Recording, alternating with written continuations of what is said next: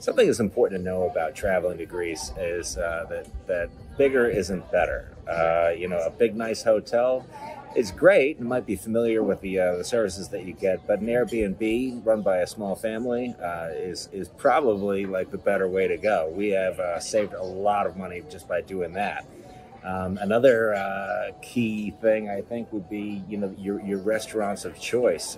You can go and hit some like really nice restaurants, but we can do that in New York too. So there's really no point in doing it.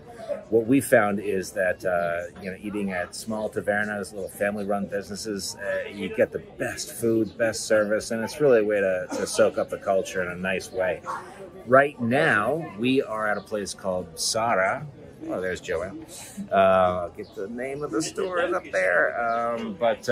It's just, we come here every time we come to Greece. We come to this little taverna.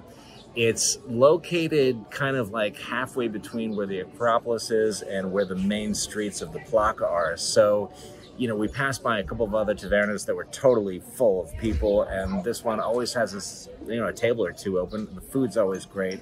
It's super relaxing. The view is the city is really nice. We'll include some photos here. This place has always been great, and it just holds true of just places to eat in general. You're gonna spend a lot less money, right, honey? I will get her to speak. I promise you. Yes. If I say something wrong, she'll correct me. That'll get her talking.